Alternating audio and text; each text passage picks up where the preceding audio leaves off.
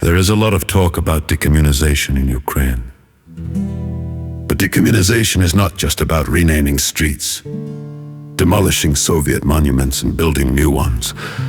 Decommunization should be much more focused on protecting individual rights and private property. One of the main principles of the Soviet regime, in addition to disrespect for human rights, was total robbery and non-observance of private property rights. In this respect, the communists were close to the German Nazis during the Nazi occupation. The houses and apartments of the murdered Jews and other victims passed to new owners, and after their liberation continued to belong to the Soviet government. A significant part of the housing stock vacated as a result of the Holocaust was transferred to the party nomenklatura and Soviet employees, and in the 1990s it was privatized by new owners.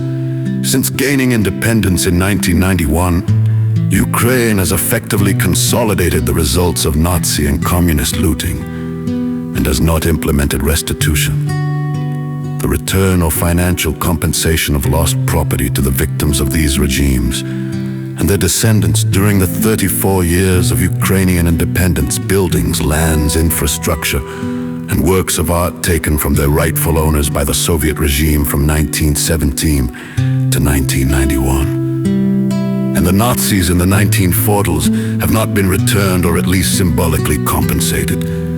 Instead, the looted property was privatized or remained in state ownership. At the same time, the best pieces of the loot went to the leaders of the Soviet bureaucracy, including the children and grandchildren of the organizers and accomplices of mass murder and repression. The privatization of former collective farms by former communist Kuchma is a vivid example of the legal cynicism of modern Ukraine. Collective agricultural lands seized from peasants in the 1920s and 1940s, many of whom were brutally murdered during the Holodomor or died during the Soviet-Ukrainian War in Western Ukraine of 1944-1953, were not returned to their former owners or their heirs. Although many of these owners were still alive in the 1990s X years, instead, the land was formally distributed only among collective farmers, many of whom had no rights to it at all. The problem of restitution of property confiscated by the communist and Nazi regimes and the restoration of the rule of law can be solved in various ways. It is obvious that a civilized solution to this problem will not only bring Ukraine closer to EU standards, but will also allow it to separate itself from the Soviet and Nazi past and practice, not just nominally.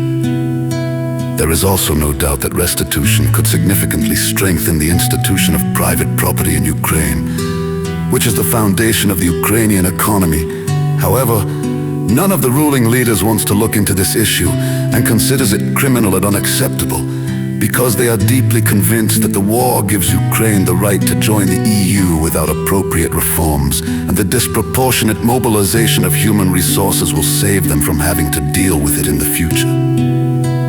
The plight of the warring nations naturally arouses sympathy from the world community, but this is not a reason to let a terminally ill nation into their home. Come to your senses, all those who have such thoughts. Imagine that two malicious tramps are fighting outside the window. Is someone who is smaller and weaker worthy of pity and sympathy? You can throw him a stick to balance the sides, but God forbid you open the door. Do not ruin yourself and your loved ones because of an incomprehensible situation on the street. Realize that this is not a risk, but suicide. With any further development of events, you will have no chance of survival.